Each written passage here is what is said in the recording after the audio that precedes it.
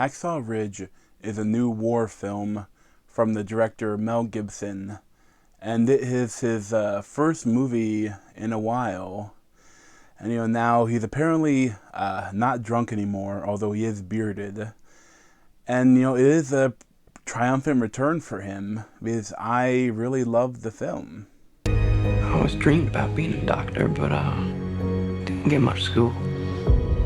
I can't stay here while all them go fight for me. But you figure this war is just going to fit in with your ideas? While everybody else is taking life, I'm gonna be saving it. That's gonna be my way to serve. I'd probably say that's my favorite war film since Saving Private Ryan. And it's a very well directed and well acted, and a very cinematic film. And I would highly recommend it. This film is about Private Doss, a conscientious objector that became a war hero in World War II on top of Hacksaw Ridge on Okinawa in Japan. He is the son of a drunken World War I veteran, and his mother is very religious, and he grows up, when he's young, he almost kills his brother. And again, in when his father's in a drunken rage, he almost shoots him. And after he swore never to touch a gun again. However, after Pearl Harbor, and we're getting involved in World War II, and all of his friends, everyone he knows, is signing up for the war. And even though he's a conscientious objector, and because of his religion, which is the Seventh-day Adventist, I think, he doesn't believe. He believes that even in war, killing is a sin, and he wants to be a medic. And while everyone's killing each other, if he wants to save people. So the first half of the film is a drama. And it's a bit of a biography about Doss and his life and his upbringing, and then this bit of a training film where he's going to boot camp or whatever and getting ready to become a soldier, and then it becomes a bit of a court drama when they want to dishonorably discharge him or court-martial him for refusing orders to pick up and shoot a gun. And the first part of this film is extremely well done. Like, the actors are all amazing. Though the standout is Hugo Weaving. You probably know him as Mr. Smith from the Matrix films, or as Elrond from the Lord of the Rings movies.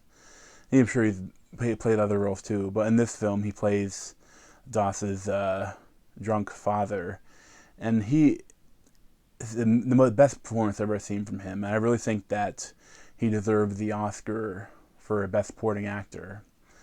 Mel Gibson's directing really brings out the best of all of his actors. And, it's really amazing what he gets from people that, there's a lot of, small parts in this film, and each one is played very well. And I really have no complaints.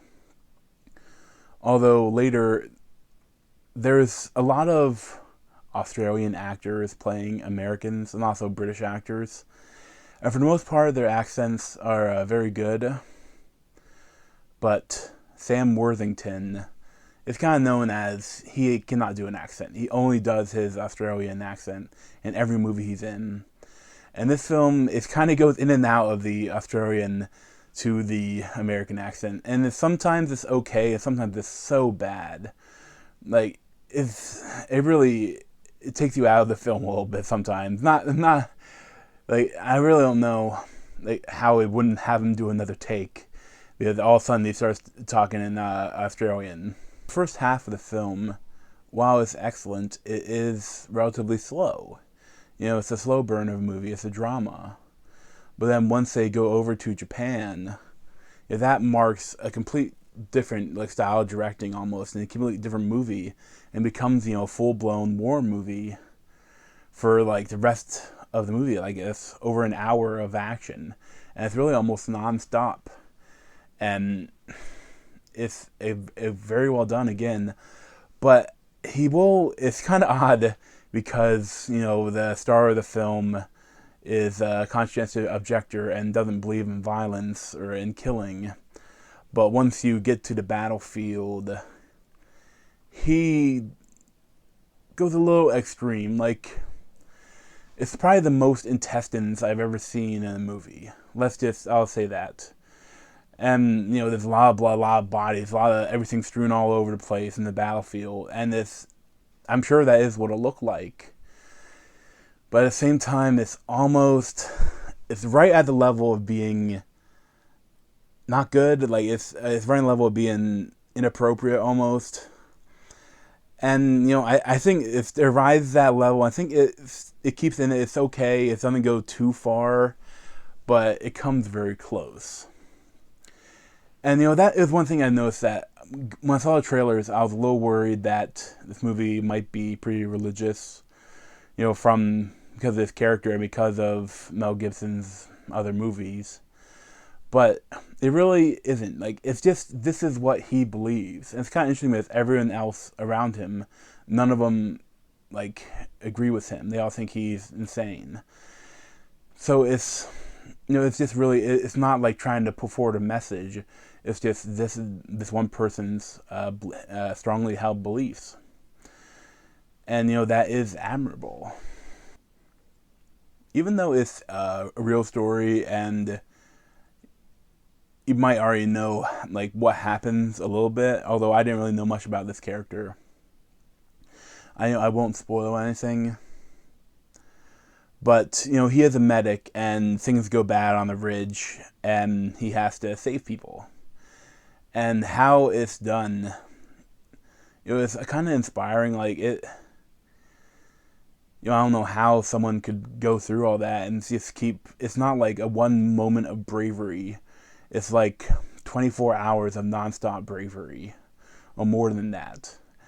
And I mean, some of the stuff is almost like too perfect or too Hollywood that's almost unbelievable. But then if you read up on him, all this stuff really did happen. Like, it's a true story. Like, I'm sure there's some stuff that's different, but from what I know, he stayed very true to the story of what actually happened.